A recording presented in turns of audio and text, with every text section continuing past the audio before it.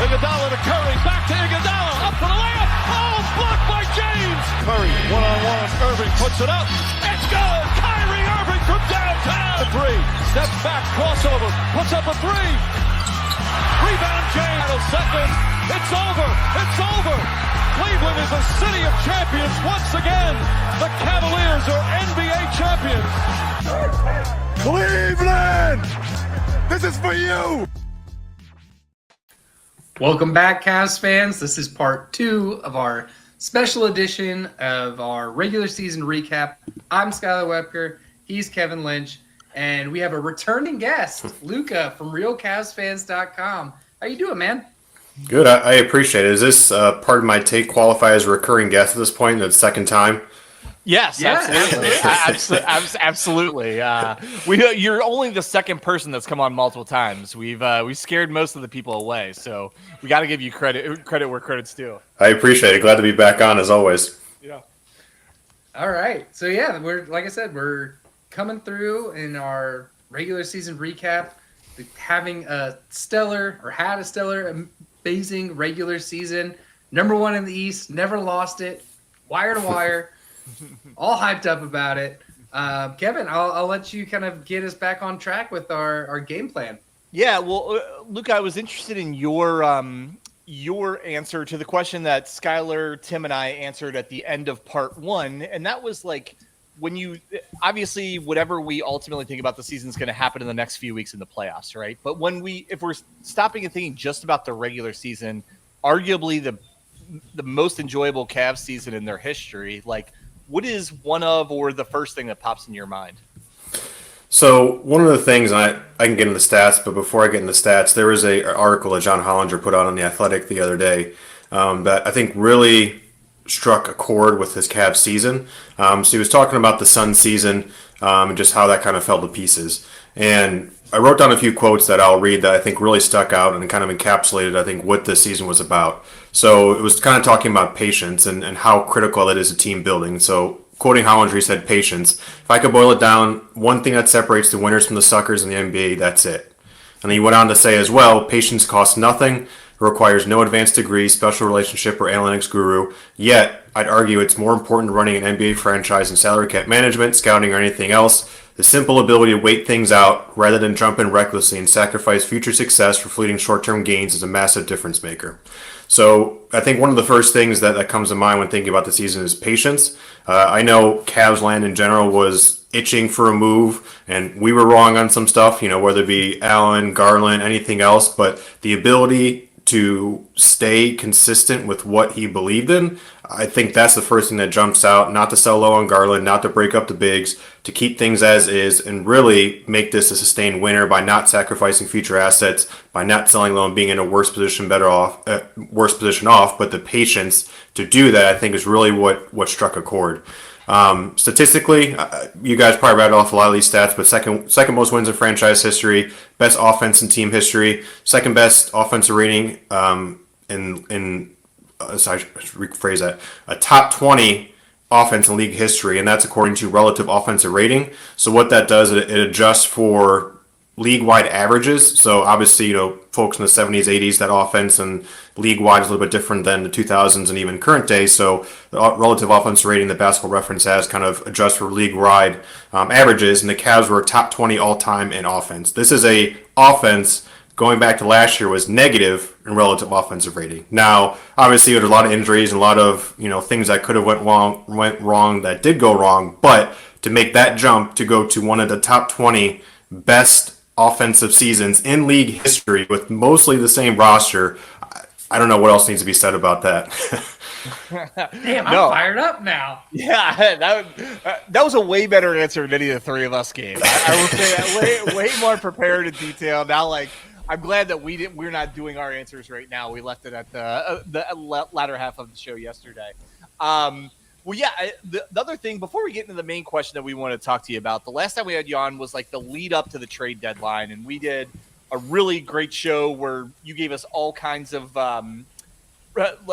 detailed information about the salary cap, what they can do, how they could do it, and everything. I don't think they made a move kind of in the realm of what we talked about, but we didn't have at that time DeAndre Hunter specifically on our board. I think maybe we thought that was a pipe dream at that time. I am interested in what you thought of when that move happened. Like, what was your initial thoughts, and how do you think it's worked out so far? The ability to thread the needle and basically check every box that they needed to. I don't know how much more of a home run it could have been at the time, and it even looks like it more so now. The ability to offload assets that really weren't in the long-term plans, check. To acquire the need that you had, which was a long shooting wing who could defend some of the bigger forwards in the league, but also hold his own offensively and fit with the closing lineup, check.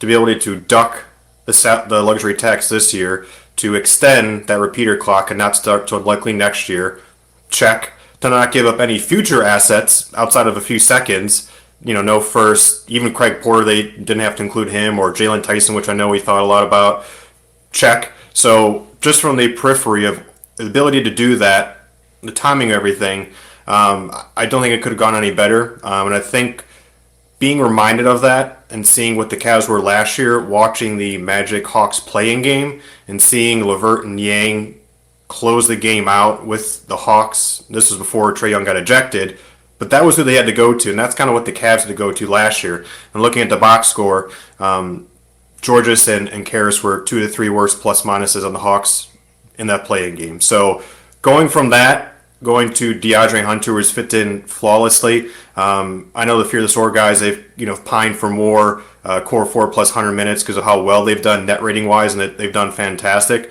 which goes to show how well this has fit in, even with a lot of the practice time that typically you would want in the preseason and offseason. His win shares are top of the line as far as career wise so far. True shooting percentages, all of that is at or above where he's at career-wise. So he's playing at a higher level than he's ever had throughout his entire career. And prior to coming here, he was Sixth Man of the Year and could very well get some votes for that. So seeing all that, but also seeing that this core is locked in for the next several years and still has some flexibility. Now, going in the second apron, they're going to have limited flexibility, but being in the second apron and having a core of players that are young and locked up is not a bad thing. The danger you get into is the case of the Suns, where you lose all your first-round assets, or you have an old and aging team like we saw with the Warriors, where they had to reshuffle some things because of the guys getting up in age, and they needed to kind of reshuffle that core. But when you have what the Cavs have, that's not as scary. When you have an owner willing to pay it, it's okay. So the fact that they were able to accomplish all those things, it's done so well so far, and also set them up to continue doing well. It's really exciting, and hopefully we'll see DeAndre Hunter in the starting lineup in the preseason next year. Maybe we'll see him sometimes in the playoffs this year, but I can't say enough good things about what that accomplished. Yeah, I very, very, very well said. And I know I'll let Skylar come in a second, because I know we all really like the DeAndre Hunter trade, but as usual, Skylar's the most fired up when things happen for the Cavs, and the most optimistic. He's an eternal optimist. But so you're saying you don't completely agree with Suns owner Matt Ishbia that 26 teams in the league would trade places with him? No. me neither. Skylar, do you have any additional thoughts or questions for Luka about the DeAndre Hunter before we get into what we want to do as far as the wrap-up goes? Just Luka hit everything on the head. Like, it was a great trade for not just the player that you got and what he brings to the team, just all of the things around it. Like, you got rid of assets you weren't tied to. You ducked the luxury tax to extend this team's window. You got an asset that is locked up for a while. Like, you added to the core of players that are committed to be here for at least 3 to 4 years. It's around there. And just threading the needle and all the ancillary stuff that came with that move. The move itself was great, and just now, like, adding all the ancillary stuff with it makes it a perfect move for this franchise to build a dynasty. Yeah, I'm with you guys. I think DeAndre Hunter he's a great fit for this team. I was a little bit critical of it. I would have liked to see a little bit more of the playmaking cutting that he was doing when he first came to the Cavs. I think he's gotten a little bit more stagnant on offense, but that's also, like, picking nits a little bit. I very much realize that. But anyway, with that, we're going to get into kind of the main topic we want to talk to Luka about. And as far as regular season wrap up, and I thought you'd be the perfect person to talk to about this. And we wanted to talk about, like, what is the most underappreciated performance from this Cavs team or Cavs organization this year? Because frankly, they've obviously had an incredible season, and Skylar loves the "to the riches go the spoils" that I always like to say. So they're going to get either considered or receive a lot of individual awards because of the team success and everything. But that's not to say that there's probably areas of this team and organization, like I said, that are maybe a little bit underappreciated by us fans. So what do you think is a good example of maybe the underappreciation? So I'll give you a few examples. I think the easiest one, this is not my vote, but I just have to get out of the way, is Ty Jerome, obviously. The advanced stats love him. Key to the second unit, Cavs were 8th in bench scoring this year. But as a bench player, he was best in three-point percentage on the team, second in box score plus minus, second in true shooting percentage and effective field goal percentage, third in free throw percentage, third in points per 100 possessions, second in assists per 100 possessions, first in steals per 100 possessions, second offensive rating, fifth in offensive win shares and defensive win shares. That's from a guy who's playing in your sixth, seventh most minutes and didn't play all last year. So to have that type of production is just insane, and I think he's really appreciated. So saying he's underappreciated is probably not accurate, but I wasn't able to find any stats in the coaches challenges. I really wanted to give it to one of the assistant coaches with how well they've done, but I couldn't dig up any data on. I know Kenny's done really, really well this year, but wasn't able to find anything officially. Kind of flying under the radar, and part of this is luck, and I don't know if you can really say anything the Cavs training staff did, but compared to injuries last year and to where they're at this year, certainly some luck involved, but Spotrac has a total cash missed for players as far as how much your salary was on the bench at the time they weren't playing or injured. Cavs were in the top 10 in that this year. Last year, you can guess where they were. They're also above league average for wins missed, meaning they really didn't miss a lot of overall player production with the guys who did miss in the time that they did miss. So I think the training staff deserves a lot of credit for whatever they did to keep this team healthy. I think part of that is also Kenny and his rotations trying to dial minutes back, which we knew coming in, and that probably had a lot to do with it. We heard a lot with Donovan last year with playing those extensive stretches under JB, and just that something was not really productive to his overall health. And we saw Karras go down with some injuries, and there were some rumblings about his extended minutes and those streaks of 10, 12-minute shifts that really some players don't like. So I think shout out to the training staff, but probably the one that I think has to get the biggest shout out is Jared Allen. For everything that he went through in the offseason, we said it couldn't work. We said, and if you want to prioritize mobile, you probably have to trade Allen. So shame on us. If there's crow, I'll eat it. But, I think leading the league in games played, going through what he did last year, especially in Orlando series, leading the league, he's the only player on the Cavs, sorry, some of the baseline advanced stats that led the league in a category. He was there in games played with 82. Obviously, Mikal Bridges and others, played 82 games. Led the league in true shooting percentage. Led the league in effective field goal percentage. Led the league in field goal percentage, and led the league in offensive rating. Jared Allen, the one who we said was offensive weakness, led the league in offensive rating. There's a lot of other stuff that gets baked into offensive rating, but I think from the standpoint of where he was last offseason to leading the league in some of those categories, I don't think he gets enough credit for the season that he had. I couldn't agree with you more. But I'll let Skylar go first. I don't want to take all that. Because I could really ramble on about Jared Allen. But so go ahead. Yeah, it's definitely Jared Allen as the most underappreciated Cav on this team, or the most underappreciated in general for all the offensive production that he gives, the availability that he's provided. But the way I want to go is definitely the Kenny and his limited minutes. I think that's been absolutely huge for this team. I mean, nobody has crossed 40 minutes the entire year. And that's not common with all of these other, I don't know if there's a single team that has the depth that the Cavs have and the confidence that Kenny instills in them to not have to have your starters out for 40 minutes a night. Looking at you, New York. I just don't think that. I think that's super underappreciated. And I think a lot of teams are starting to see that there's value in extended depth and trying to start mimicking what the Cavs have brought out this year. No, I think that's a great one. I'll let Luka comment on that. The only thing I was going to say about Jared Allen, there's people that don't even think the Cavs have a big four. They have a big three and Jared Allen's not in it. Or if there is a big four, he is like the distance fourth. I don't know if there's anybody on this team that as consistently makes like winning plays as Jared Allen. And the thing that Jared Allen does, I think he gives you what you need from him that night. There are nights where they just need him to play defense and screen. He ends up with 8 points and 8 assists, 8 rebounds. There's other nights where they're playing some of the best bigs in the league. His best games of the year were against, Nikola Jokic and Anthony Davis and, some of the other best bigs in the league where he just like raised his game. I couldn't agree more. I think he's incredibly underappreciated, but I know we're hopping around a bit, but Luka, I'll let you go about like kind of Skylar's theory on the minutes control that Kenny and the staff had.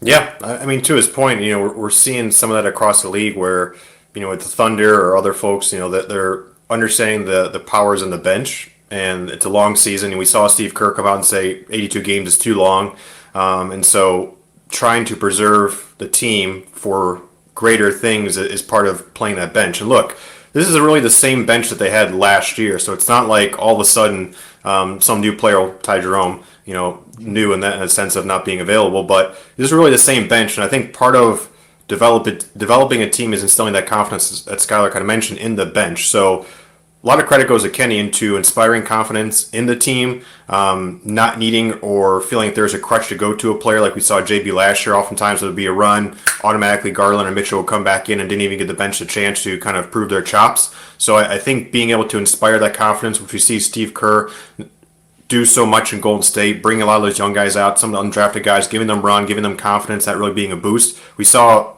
Kenny kind of do some of that, really trusting his bench because ultimately he knew that would pay off long term with the minutes being down, the health being better. So part of that is development, defining roles, inspiring confidence in the team, and providing offense and defensive structure to play within, and each player understanding the role within that. I think that's what they've done so well, and props to Kenny on that. And the last thing I'll say about Allen that cannot be missed, he did it in an ethical way.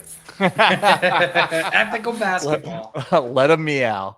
No, absolutely great call. So for mine, I went back and forth between two, and the one I guess ultimately left as the runner-up was Dean Wade's defense. And this is admittedly more of an eye test than his defensive, even advanced statistics can be really tricky to really use that to gauge. I mean, Luka can speak to that, maybe they're just above my head.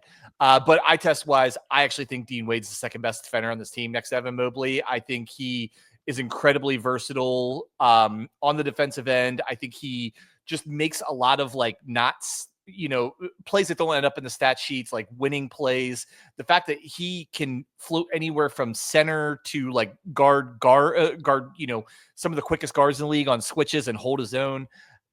So anyway, that's my runner up. But the other one I gave, and it's kind of in the same vein, is I went with Isaac Okoro. I think Isaac Okoro was kind of the forgotten about man this year because he struggled with a shoulder injury for a large part of the middle of the season. He was playing fantastic at the beginning of the year. And I know it's a long time ago. People don't really remember that. And then I think he has really come on about the last 10 to 15 games of the year, started to look like Isaac Okoro again. Some of the things I noticed, this is, to me, like it would have been his best shooting season, and it might have still been, but he really, when he was struggling with his shoulders, his numbers really dipped and they started coming back at the end.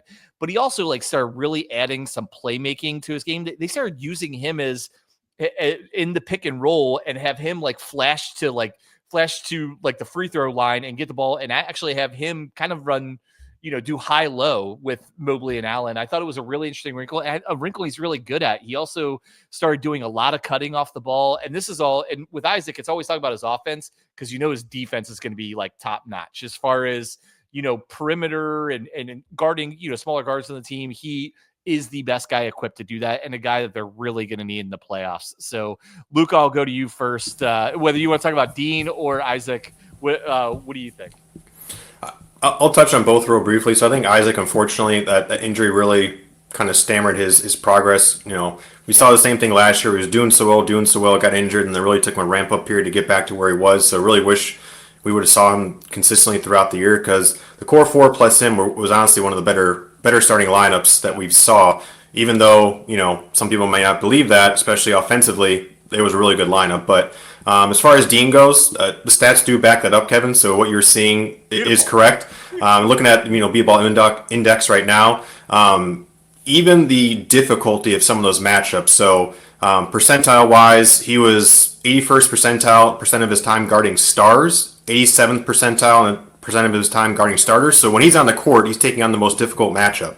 But also in speaking to just his overall defensive abilities, 84th percentile perimeter isolation defense grade. So one of the top 15% of top 16% of players in the league is ability to do perimeter isolation defense. 93rd percentile when it comes to ball screen navigation. So being able to not be disturbed by any of the pick and rolls that you see a lot in the NBA. 77th percentile when it comes to off-ball chaser defense. So not dying on screens, being able to run those extra feet, chase guys off screens, and do a lot of good off-ball defense. So, a lot of those stats back up what you're seeing there, and why he's such an important defender is because of his versatility to be able to do a lot of different things on a lot of different people. Yeah. Do you think Dean is the second best defender on this team, or would you go with someone else? I think that's fair to say. Yeah. Okay. And the funny thing about it, if for all those stats and the eye test backing it, how incredible a defender he is, he still gets seeked out by guys. They want Dean to switch on him, and we know why. It's because Dean looks like he would fit in better at a rodeo than on the NBA basketball courts. But if you actually pay attention to watch games, he is incredibly athletic, incredibly good footwork, and more than anything in the NBA, if you have the athleticism, sometimes it comes down to just intelligence and want to on the defensive end. And Dean Wade has both of those in spades. Skylar, what are your thoughts on Dean and in particular his defense? Yeah, I think Dean Wade, I don't know about second best. I'd maybe say third best. I'd put him behind Mobley and behind Isaac Okoro. But, and I have nothing to back that up other than my eyeballs. But I think he's an important part to this team. I think that's the reason why Kobe signed him to a 4-year deal. What was it, last year? Maybe the year before? I think kind of going back to what Luka said about patience, and that's what really got me fired up, is that Kobe Altman's patience with this team is really paying its dividends on that, because Dean Wade is a hugely impactful piece to this team, especially when he's healthy. And then same thing with Isaac Okoro. He will never fill up a box score, but we watch in and out how much he impacts the game. I'm sure he is. I have, nothing to believe this other than my eyeballs, but I would say he might be top 5 in the team in plus minus. Yeah. They're both great. And honestly, those two guys, for being injured for part of the year, they both kind of got a little bit forgotten about because of that and everything. I think they're both going to have to play incredibly important roles at some point in the playoffs, and particularly against Boston. They're both two guys that you will need against Boston in stretches, for their defensive aptitude and everything they bring on the offensive end, playing off of some of the star players. And so, I'm so glad that you have stats to back up what my eyes say as far as Dean Wade says, Luka. Well, if it makes Skylar feel any better, on B-ball basketball reference, B-ball index, basketball reference, they all blend together. Basketball reference, it does have Isaac Okoro as having the best plus minus per 100 possessions on the team, so he is correct on that. And then going on B-ball index, looking at the perimeter isolation defense, Isaac was 88th percentile this year, Dean was 84th percentile, so just a hair better. But I think what's also great about what they have is that those two players can guard different players in different roles. So I think Isaac, we've seen him be a little bit better in some of the smaller, quicker guards, more your ball-dominant guys, Jalen Brunson, Dame Lillard, guys that may play in the playoffs, Tyrese Halliburton. Whereas Dean, you see his versatility to maybe scale up a little bit more. So guard those bigger guys, which we know Isaac had to do more of because they really didn't have that last year. So not only do they have two really good defenders, but they have guys that they can interchange and switch out depending on who's out there, who's hot shooting wise. And so that's the biggest takeaway, is that they have multiple pieces to deploy at the appropriate time when they need it. I couldn't agree more. And that's why I think they are both going to make a big impact and be important in this playoff run. It just might be at different times because they do have a little bit of complementary skill sets. Their skills, while they're both both of their best asset is their defense. It's in a little bit different ways, different types of players they would guard. All right, we got one more thing for you, Luka, that I wanted to surprise you and Skylar on. We scrapped a segment where we were going to do worst Cavs takes of the year. Because we didn't want to talk about Kendrick Perkins and Stephen A. Smith. So instead, I went back to our preseason podcast and wanted to hear. I couldn't even remember some of the predictions we had for the season. I wondered how bad it was. It was actually better than I thought. So I'm going to give you 3 of our best predictions and 3 of our worst, and you can pick which one's the best and which one's the worst. So we'll start with the good because just about everything's been good with the Cavs this year. So first one, with Okoro and Wade being injury prone and LeVert's inconsistency, I think there's space for Ty Jerome to be an important bench piece for this team. Maybe the most important bench player. Number 2, I think Donovan Mitchell finishes top 5 for MVP. And number 3, Kenny Atkinson runs away with Coach of the Year. Side thumb? I mean, yeah, it's biased, absolutely, but I think you have to give credit to JB Bickerstaff and probably Dagnall's probably going to get some consideration as well. And it's probably going to be a lot tighter than we thought beginning of the year just because of how well those 2 teams performed. Runaway, I certainly don't think that would be a too strong a word to use, but in trying to be fair here, I do think it may be a little bit tighter than people expect, especially with some of the jobs some other coaches have done this year. I think it tightened up the last 6 weeks or so of the year. At that point, shortly after the All-Star break, it was a runaway. He was I look more at the gambling stats. He was at one point minus 1,200 to win the award. It has tightened up a bit. You mentioned JB Bickerstaff, Ime Udoka, Dagnall from the Thunder, all should be under consideration. JJ Redick even too. But I still think it's Kenny's award to win. I think it just might be a little bit closer than we thought it would be about 6 weeks ago. All right, let's get to the bad. And these are the ones I specifically picked out for you. I think you'll enjoy these. So with the first bad one, the Cavs really need an impact point guard for the offensive end on the bench. I don't think they have that currently. 2 guys I'd look at trading for are Mike Conley and Kobe Whites. Number 2, maybe even more than Boston, I think the Cavs' toughest matchup in the East is the New York Knicks. The Knicks roster is just one that's tough for the Cavs to both defend and score against, and I really hope we don't see them in the playoffs again. Number 3, my favorite. The one guy that I think might be available that would be great for the Cavs is Pat Connaughton. I think he would fill a big role for the Cavs and potentially even be the 5th starter. I mean, credit to you for willingly reading those takes. It takes a large man to be able to admit his mistakes. So credit to that. The second one I really don't think is too crazy. I mean, I think the Knicks still would be a tough out. So I don't think I think you can put that in lukewarm. I don't know if that's a scalding hot or scalding cold take. The last one, I've seen more on Pat Connaughton's real estate portfolio on social media than I have about his production on the floor, so I'll leave it on that.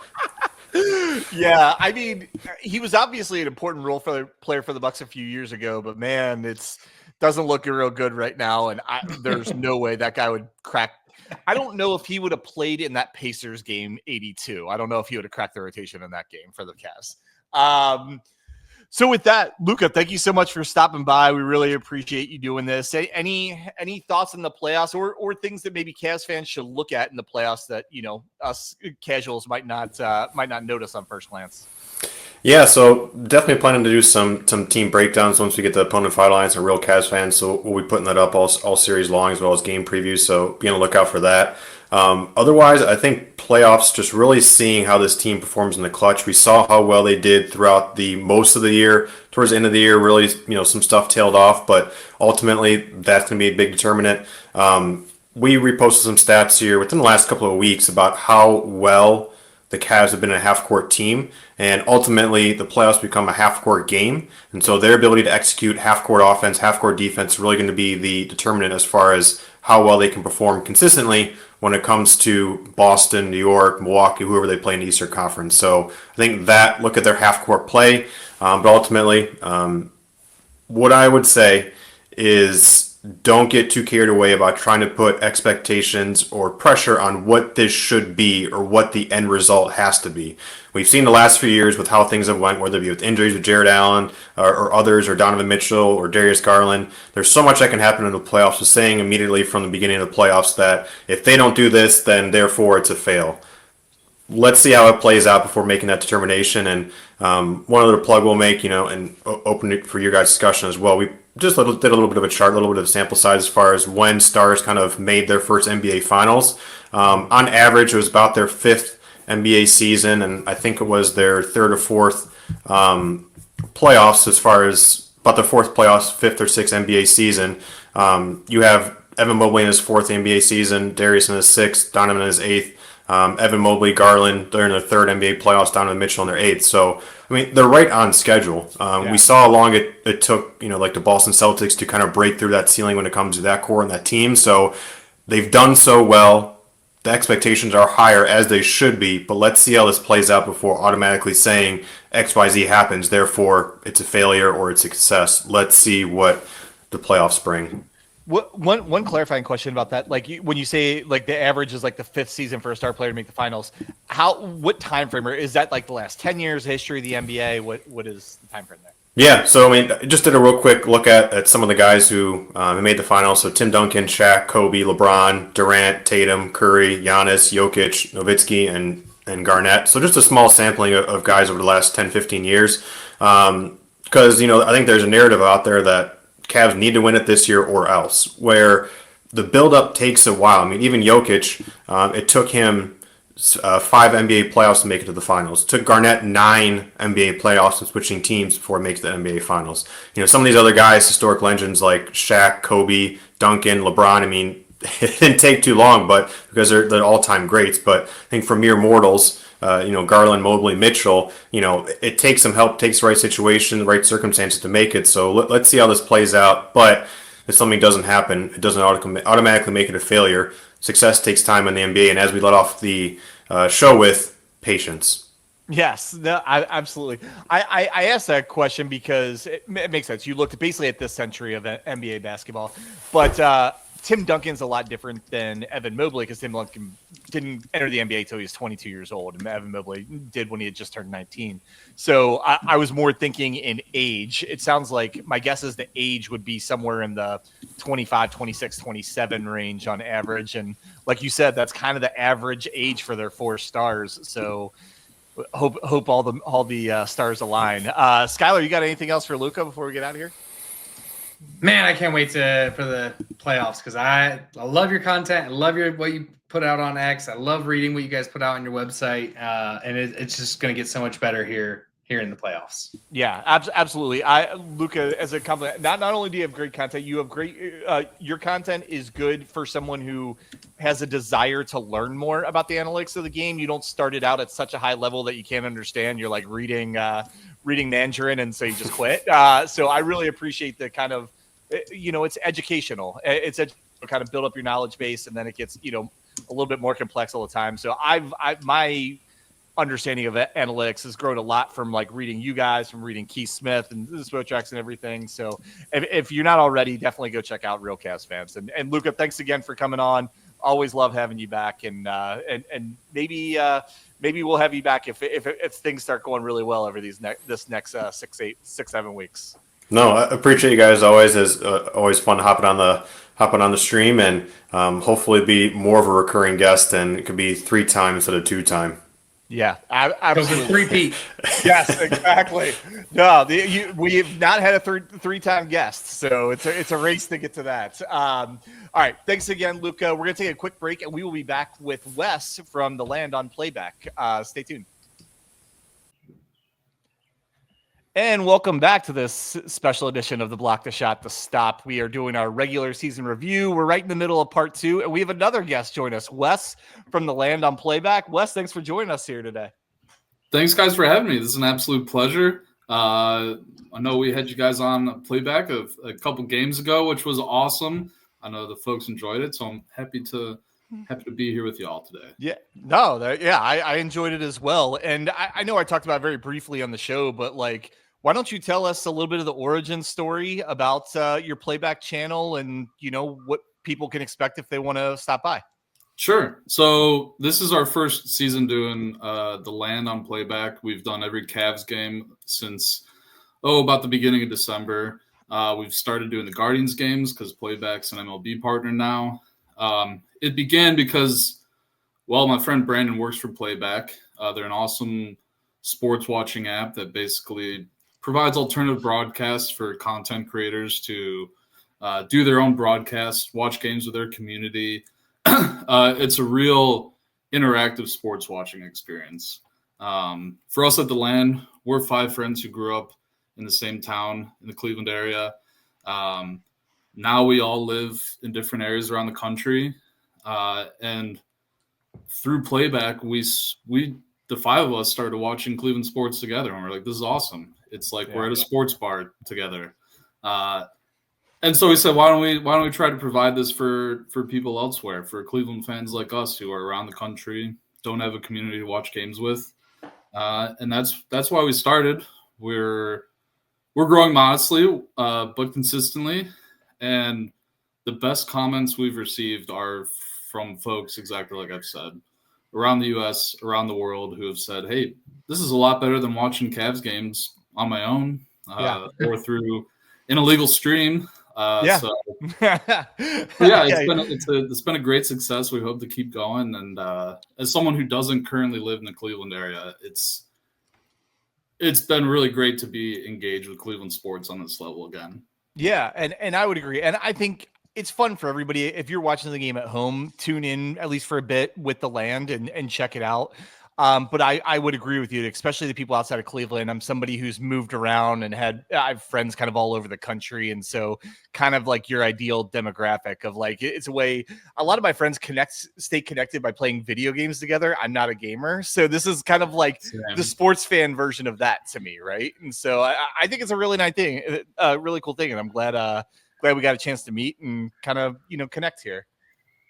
Alrighty, so let's hop in. We're going to talk about this Cavs regular season. And Wes, I'm going to start with a question for you. Skylar and I, along with our co-host Tim, we already answered this question earlier in part 1 of our regular season review, but I'm interested in your take on this. Like, we know that whatever we ultimately think about the season is going to happen in the playoffs over these next few weeks. But like, if we just look at this regular season, arguably the most fun regular season the Cleveland Cavaliers have ever had, like, what's one of the first things that pops in your head as like truly memorable from the season? Boy, a lot of ways you could go here. I think I'm going to keep it broad though and say just that, like, the memories of like enjoying one of the best regular season teams that Cleveland sports, not just the Cavs, but any of the Cleveland sports teams have had in a long time or ever really. A couple games ago, I wrote a little piece because I was reminiscing on the season as well. Where does this Cavs team rank on the all-time Cleveland sports teams, right? Like, the 1995 Indians, the 1964 Browns, the 2016 Cavs. Where does this team rank amongst those Cleveland teams? And I put them 3rd, I think. Wow. Yeah. The 2016 Cavs are, it's just hard to beat that. Tough to beat. Yeah, those have got to be 1. Yeah. I'm going to say 2 is the 2016 Indians. Mm-hmm. I went with the 1995 Indians. Yeah. If you're old enough, like I was just old enough to be getting into sports, and truthfully grew up in Cincinnati. I'm a Reds fan, but like very much remember that Indians team. And actually, that's probably my wife's favorite team of all time. Is that 95? She said her favorite athlete of all time is Kenny Lofton. Actually, awesome player. Yeah, I was. Yeah. So I was, not to digress too much here, but I was 3 years old in 1995, and I can still list almost every player on that roster. My dad took me to that World Series because it was the first World Series the Indians had played even in his lifetime. It's a lot of great memories from that team, but I think this year's Cavs team ranks right behind them. Yeah. They hit the note in every category. Not only were they a great team, a dominant team in NBA regular season history, but they had off-court vibes, right? The team got along. They were supportive of each other throughout the entire season. They had great players both in the front court and the back court, multiple All-Stars. Looks like they are in line to get a couple postseason awards. So I think my big takeaway is just that we got to enjoy a season that we as Cleveland fans don't get often enough.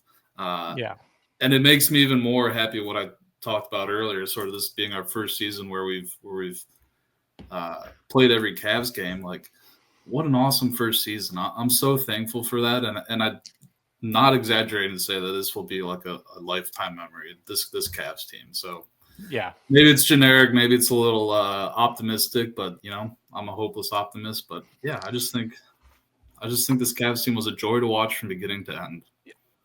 I think you're 100% right. I mean, they have every ingredient for a team to be truly enjoyable. Like, they play an exciting brand of basketball. They're all it's one of the more selfless professional teams I've seen in a long time.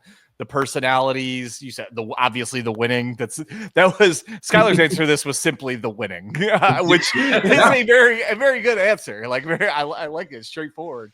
But yeah, no, I mean, there's really not a wrong answer to this question, but I think you gave a really, really good one. So with that, if I can add just one thing, because go ahead, please. We might talk about it later too, but the brand of basketball, right? Like, the common complaint in the NBA this year has been like, oh, everybody just shoots too many threes. And what can we do to get 3-pointers down? Like, my answer was always like, watch the Cavs. Yeah. And the Cavs make a lot of 3-pointers. Yeah. But it's part of a broader offensive scheme that is very different than what's been going on in the NBA lately. And it's just another reason to love this team. Yeah, I couldn't agree more. All right, well, we're going to get to the main question we want to talk to you about, Wes. And Skylar, I'm actually going to turn to you first to answer this, to kind of bring you in here. The question that we posed to you that we want to talk about from this season is, like, what is the best storyline? Not like necessarily the best. We've talked a lot about the best game and the best players and everything, but kind of the storyline. And we kind of mentioned some of the personalities on this team, some of the, kind of the guys who were off the radar before this season, the fact that they brought in a coach who was kind of maligned and got shafted in his one professional job. And so, Skylar, I'll, again, go with you first. For you, what is the best storyline from this Cavs season? So mine's a little spiteful. Mine is the changing of the storyline, the changing of the narrative. The narrative was always, Garland and Mitchell won't be able to play well together. They're too ball dominant. Evan Mobley and Jared Allen won't work. Two bigs and on the same starting five. That's not going to work. Just like the constant downputting of like Cleveland, like, oh, these guys are leaving as soon as they can. Donovan Mitchell's out of there. He's headed to New York. So the way that the narrative shift from that to this is the best team in the NBA, or one of the best teams in the NBA, has been awesome to watch. Awesome to see those who are putting the Cavs down have to eat crow. Will Bontemps, Kendrick Perkins. So I that's my favorite part. It's just the changing of the lens so that the national media is now seeing what Cleveland fans see in this team. Like we've seen in this team, this is what we can be.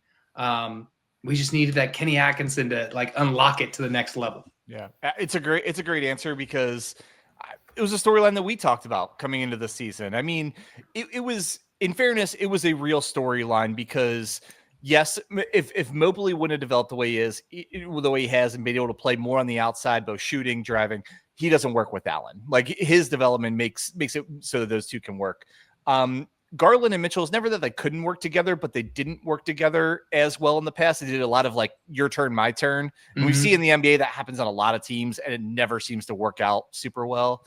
So I totally agree. I think it's a great call, Skylar. Like, Wes, if you have any thoughts on that before you get into yours. No, I think if anything, my answer builds off of what Skylar said. Go ahead, please. Sure. So yeah, I think my answer is like under the broad term leadership, and both, especially from Kenny Atkinson and Donovan Mitchell. I think that culture shift. I thought about this a lot, and I think you have to point it back to Kenny Atkinson. There's been a lot of players that have upped their game, changed their game. But I think the common thread there always seems to be the impact that Kenny has had. Really since the day he took over. I mean, what was it, the day after that he got hired as the Cavs head coach, he flew out to Los Angeles and sat down with Donovan Mitchell and talked about sort of the vision for this team. I think right there, and he did that. He traveled a crazy number of miles last summer, not only going to the Olympics, but going to visit with the different Cavs players and talking to them and getting their input, getting their buy-in. So they came into the season with a culture that was already pretty well established and, led to a 15-0 start. And I think also what Kenny has done I think we're still reaping the benefits of that, right? I mean, the Cavs' 4 big players played their career lows in minutes. I think, hopefully, fingers crossed, that's going to pay big dividends for us over the next couple of months. So I think that culture changed there. And I think I just read an article, too, that talked about the impact he had on Evan Mobley. And Evan Mobley has certainly done a lot of great things this year. He's like a 5-tool basketball player now. He does it all. But the one word that has come to my mind with Evan Mobley, and I think a lot of it can be traced back to Kenny Atkinson, is confidence. Kenny Atkinson brought out that confidence in Evan Mobley's three-point shooting and his ability to bring the ball up the court and just handle an offense in many different ways. So I think Evan Mobley's enabled through his leadership, Evan Mobley there. And then the other part of the Cavs leadership is Donovan Mitchell. I listened to a podcast. Oh boy, I think it was Brian Windhorst's podcast. It's Bill Simmons. And they were talking about how Donovan Mitchell could have had even better numbers this year. But he actively chose to sacrifice a little bit for the good of the team. And I think we saw that the way that Donovan responded in every post-game press conference, saying the right things, motivating the guys around him.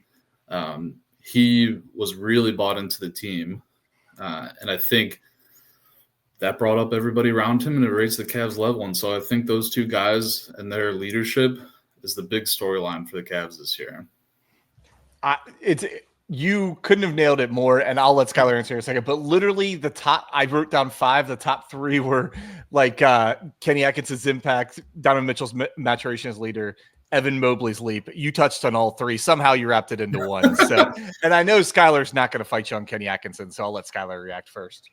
Oh, I mean, he's really the engine that's making this team go. I mean, everybody else is playing their parts, but the evolution of this team, like this is basically the exact same roster as last year.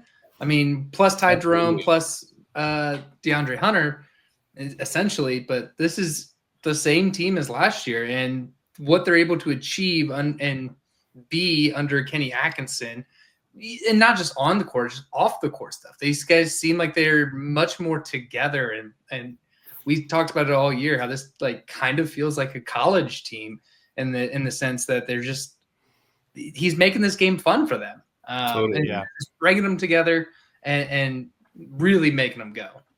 Yeah, I think that's an awesome point. The one I was thinking about, like, okay, Kenny Atkinson versus JB Bickerstaff. Like, JB's had success in Detroit this season. So, like, how much of this Cavs success can actually be attributed to Kenny?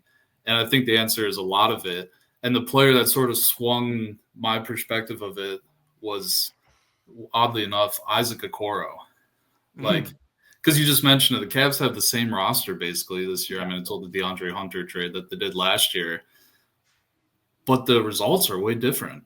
And I think it all goes back to Kenny building that confidence, building that culture.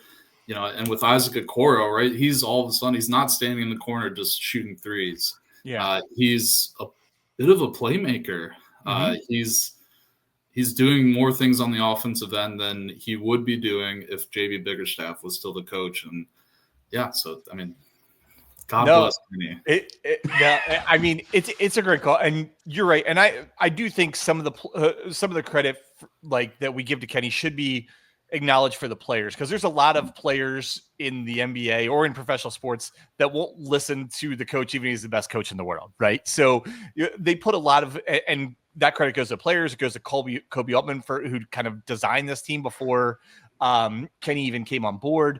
But Kenny does deserve a lot of credit, because not only it's the X's and O's, it's the management of the team, but like, the best leaders are the ones that like lift other people up, make everyone want to work towards the same thing, and want to spread the credit around, right? And I think that's what Kenny does. Well, since you took all the other ones, luckily you didn't take the one I was going to do, because I thought about doing some version of this one for some other questions we talked about. So I had to do it for this one. My storyline of the year has to be Ty Jerome. Like, this guy came out of literal nowhere.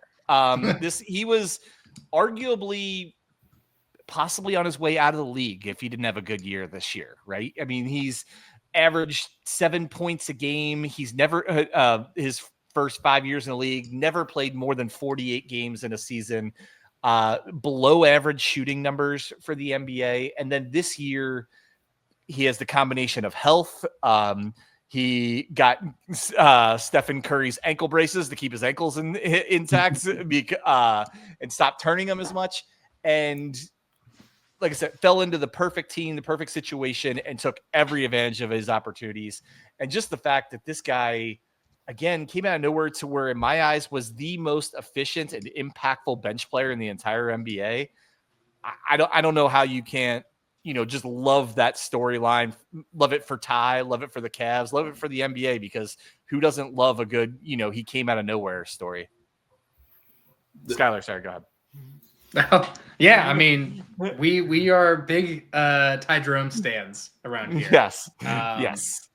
It's been a fun season with him. We'll see what the future brings, but job's not done yet. We gotta get the ring first. Make him a 2-time Cavalier champion. Yeah, that's right. Wes, I'll let you. Any thoughts about the storyline being Ty Jerome?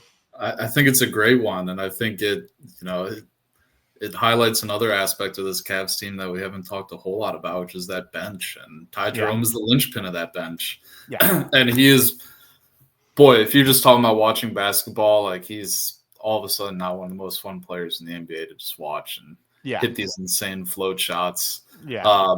The Cavs put together a great web page to make the argument for all their players make end of season awards. And Ty Jerome's webpage is great. Mm-hmm. I mean, like, truly, he's done historic stuff coming off the bench, and done so in a really fun and entertaining way, which is a joy. I do. The one thing I question with Ty Jerome is, will he be able to continue getting away with these crazy float shots in the playoffs when teams are playing a lot more intense defense on a night-to-night basis? I think I asked you this question when you were on Playback a few nights ago, and you had a great answer for it, and you kind of convinced me that it is sustainable, and I still just I certainly hope it is, but that's sort of my big question for the Cavs going into the playoffs. And to paraphrase my answer, Ty played 70 games this year, and I bet at least 60 of the games he played really well and took those type of shots and hit them consistently.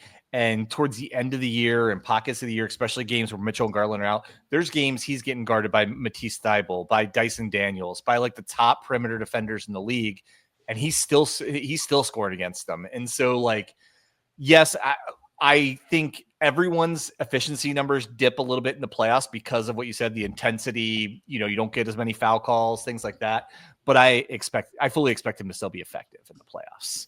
All right, so we're going to get you out of here. One more thing. I surprised Skylar with us on when we just talked to Luka, but to set it up for you, Wes, we were going to do a segment on worst Cavs takes of the year, but we decided we didn't really want to talk about Stephen A. Smith and Kendrick Perkins.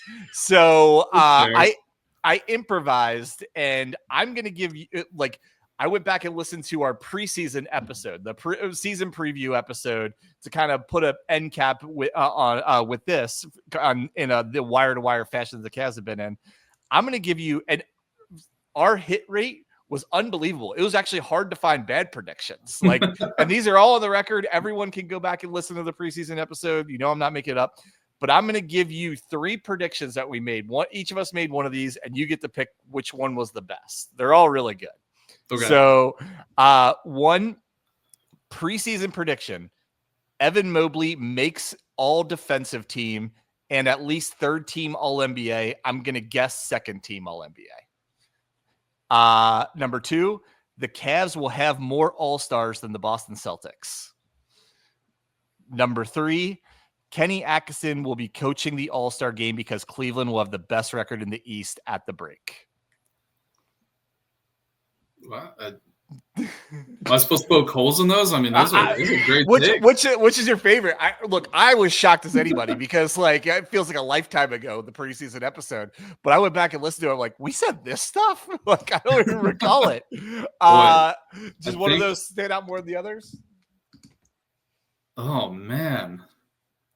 I mean, the Kenny Atkinson one maybe because like that would mean that the Cavs would have had a better record than the Celtics. Yeah. But regular season, that's the variance is expected. It might be the Evan Mobley one, though. Yeah. I mean, they're all incredible. And for the record, the Evan Mobley take was actually my take. The Cavs will have more All-Stars than the Celtics was Skylar's take. And then Kenny Atkinson will be coaching the All-Star game. That was Tim. So yeah, all three incredible predictions that like we might have, I don't even know if we totally believed at the time. Skylar totally believed it because he definitely believed it. Skylar did. I probably said it more tongue in cheek, but yeah, no, they like, and for those who listen to the first half, there's a couple of bad takes. We did have a couple of bad takes, and I revealed those to Luka as well, but more good than bad. So I had some bad takes too this year. With that, Wes, thanks so much for coming by. We really appreciate you being here. Everyone, go check out The Land on Playback. They also have a subreddit channel. I'm in there. A lot of good discussion. Obviously, we can't get enough Cavs content right now. We're about to start one of the most exciting playoff runs, hopefully, in Cavs history. So go check them out and virtually watch a game with some new friends. Thanks again, Wes. Really appreciate it, man. Yeah, thank you guys for having me, and feel free to hop on stage with us at Playback anytime you want throughout this postseason. Hopefully, it's a long one. We'll be there. I'll be there for game 1 or game 2. I'll be there. One of the 2. Perfect. All right. Take it easy, man. Take care, guys. Welcome back, Cavs fans. I hope you enjoyed listening to our guests, Luka and Wes, just before this on part 2 of the Cavs regular season review on the Block the Shot to Stop podcast. We got the crew. We want to finish out with the 3 of us: Skylar Webker, Tim Daniel, and we got a couple kind of fun categories we wanted to finish with. Guys, are you tired? Do you need any load management before we knock out these 2 big part episodes in 2 days' time?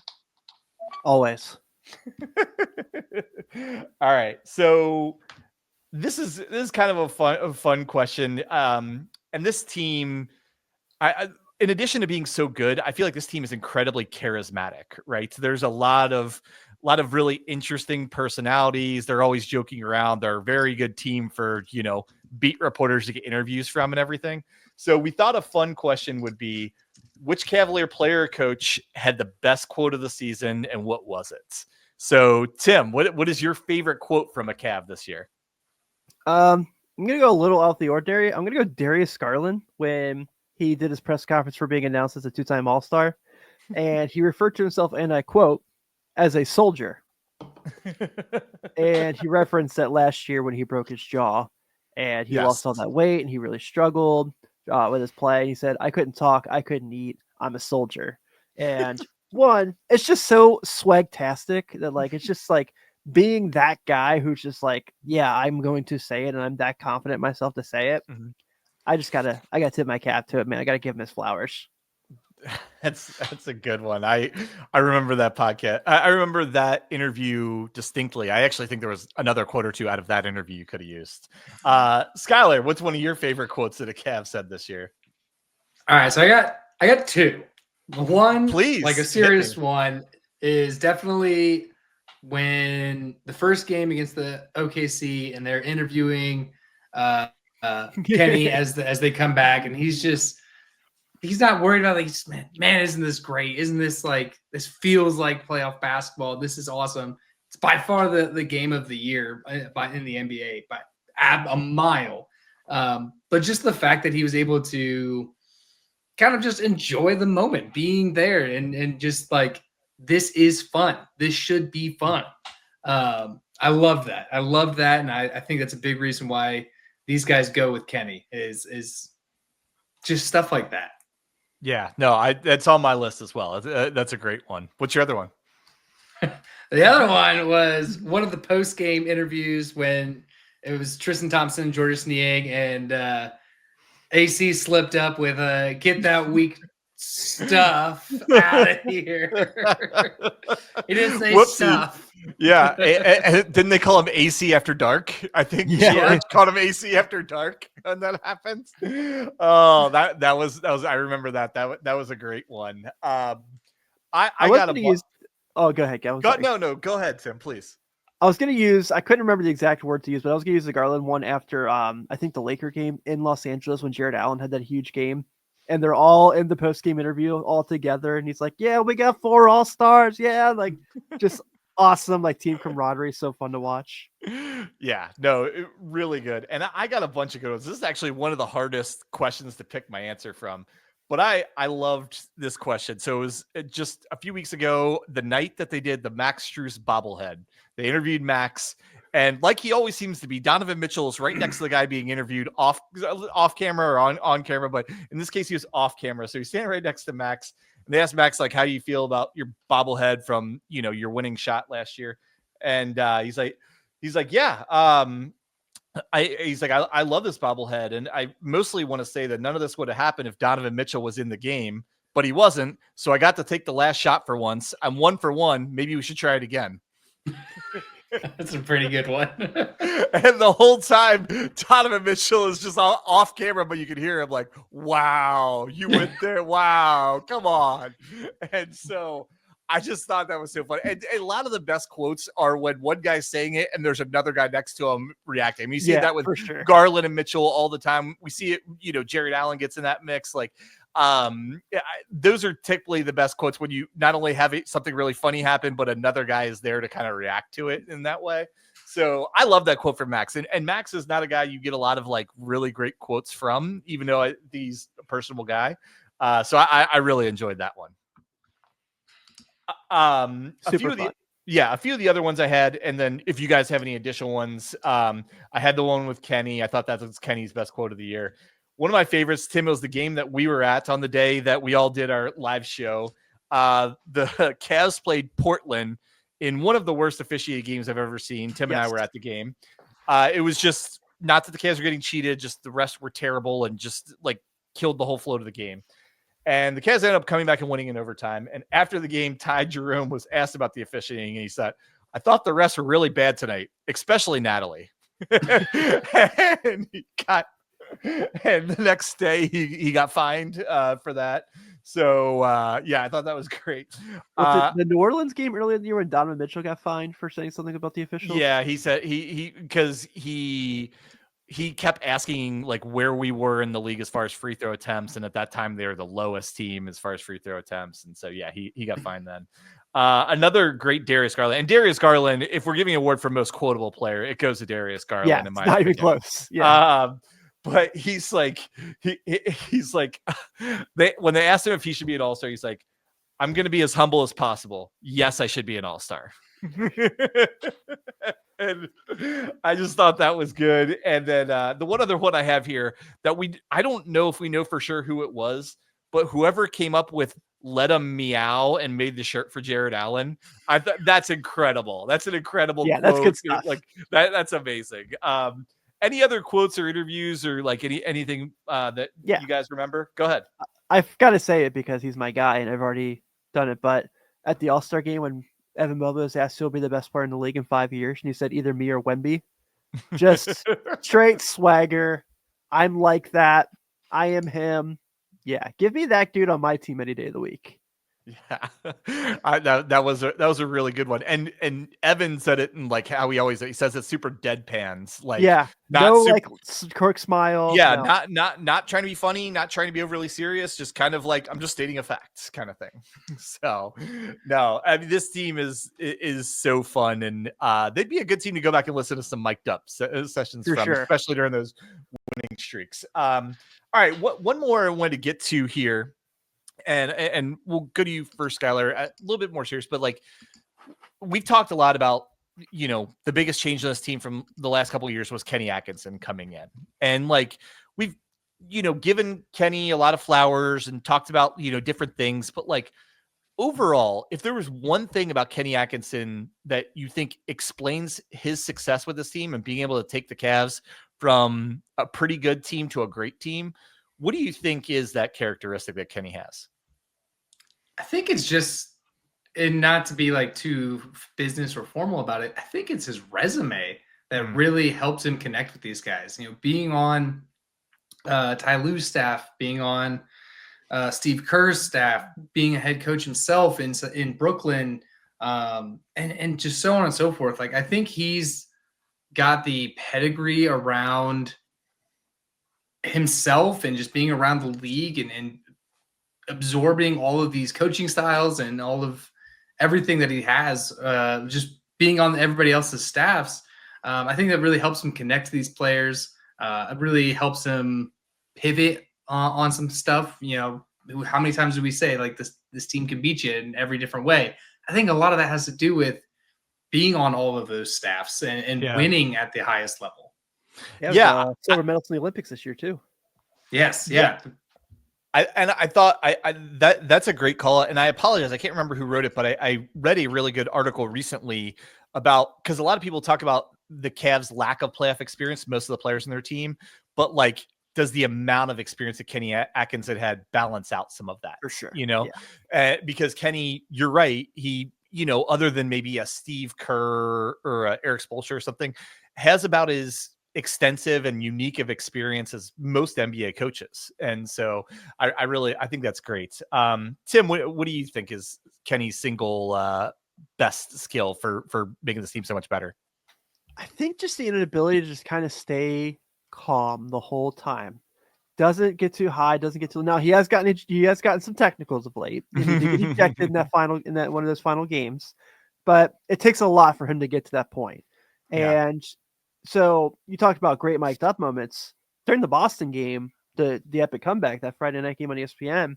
He's the one mic'd up, and they're in the huddle, and he's not like, GD guys, get your stuff together. He's just like, guys, this isn't us. He's like, we're a good defensive team. We know we can play defense and get back in this game and be competitive. And you hear him say, we're going to run a box and one. And you're like, wait, what? In the NBA?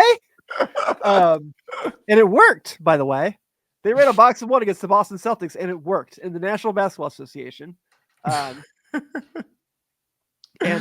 was, so I think just his like even demeanor and just kind of a guy who seems like he knows how to push all the right buttons. The way he managed the team's minutes this year, obviously, they had injuries throughout the season, but found a way to make sure they stayed afloat and never had something that was too detrimental to them.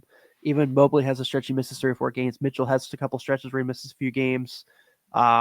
And they just kind of always managed to kind of stay dominant. And so the only guy they really didn't have any like nagging injuries that they were really worried about throughout the year was Allen, it seemed like. Yeah, for sure. That's a great segue really into mine. And it's technically 2, but they're 2 that go together, in my opinion, in leadership. And it's like self-awareness and relatability. Because I can say, obviously never been an NBA coach, but I have been in a leadership position where I'm expected to lead a team to get results.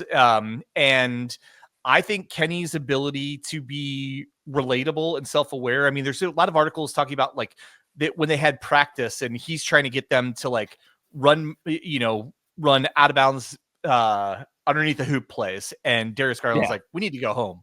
And he's like, we're exhausted, basically. And Kenny's like, you all feel that way? Yes. Okay. Let's come back. We'll send some stuff to your iPads, but go home and relax. And and stuff like that. There's like the famous story about how he tore his quad when he was the Brooklyn coach playing one-on-one with Jared Allen barefoot. And just he seems like a guy kind of exactly like you're saying, Tim. He's able to connect with all of these guys and get them to buy into things that most of the time NBA players don't buy into. Like this team bought into playing zone for stretches more than almost any NBA team I've ever seen. He got Donovan Mitchell, A-level superstar in the NBA, to sacrifice some of his stats and increase his leadership responsibilities. He got he lifted up guys that needed it. And I don't know. I just think he's a quintessential leader. Like from watching and following Kenny so closely this year, I think you could drop him in just about any business and he could find a way to lead people to success. Yeah, I think you're right there for sure. Yeah. Before we cut it, Tim, the way you described Kenny, you made him sound like a TV sitcom dad. Like, kind of is. Yeah. I can see that. I could see him totally being like a Phil Dunphy for sure. Yeah. I like that. Well, we're getting towards wrapping up. This has been a lot of recording over the last couple of days, and it was really great. But I think I can speak for all of us. We're ready to get to the playoffs. Before we do, either you have any more thoughts or just parting words about like this just regular season where we got so lucky to watch one of, if not the best Cavs season from the seat of starting a show about the Cavs. So any final thoughts before we officially move on to the playoffs? We are the dumbest, luckiest podcast in the universe. Legitimately. We could have started this podcast any year to cover the Cavaliers, and we just so happened to pick this one where we were like, yes, it'd be a really fun team to do a show, and we're all Cavs fans. This would be great. When you and I talked to Zach Weiss, he started his show in 2019. And we just talk about just complete stark differences. So you're absolutely right. I agree. I think we're just the dumbest, the luckiest timing, the serendipity that starting this show when we did is phenomenal. I agree, and I completely agree. And just to even kind of expand it, yes, obviously from a success point to follow a team that goes 64-18 is pretty awesome. But also to do it with such likable players and a team that is so kind of atypical of professional sports teams, to where they sacrifice and they celebrate and they kind of act like kids on the bench. And you kind of looks like, so we compared it sometimes to looking like a high school or college game on the bench, the way they react to things. And so I just think for all of it, for the success, for the individuals that there are on the team, both skill wise and enjoyability wise, I think we're incredibly lucky, and I can't wait. I know it. Whatever we think about the season is going to be determined over these next few weeks, but I'm really glad that we got to take a step back and look at what happened over the last 6 months, because it's been a heck of a ride. Yeah, absolutely, man. It's been a lot of fun. And so thank you guys for being willing to do my dumb idea, do a Cavaliers podcast and making it even bigger than I thought it was going to be. Yes. So we're going to get out of here. Thank you to Zach. Thank you to Luka. Thank you to Wes, all for being a part of the Cavs regular season review. Please check us out on anywhere you get your podcast. Subscribe. We appreciate it. If you're on YouTube, we would love a subscription there. We're really trying to grow that. Our YouTube feed's starting to take off. We really want to get some more subscribers there. And thank you all for listening. Thank you. It's been over 100 episodes, over 82 games now, and what a ride. And we can't wait. We will be here after every single Cavs post game to hopefully celebrate, and if not, commiserate together. So for Skylar Webker, for Tim Daniel, I'm Kevin Lynch. Thank you so much for listening. And as always, go Cavs.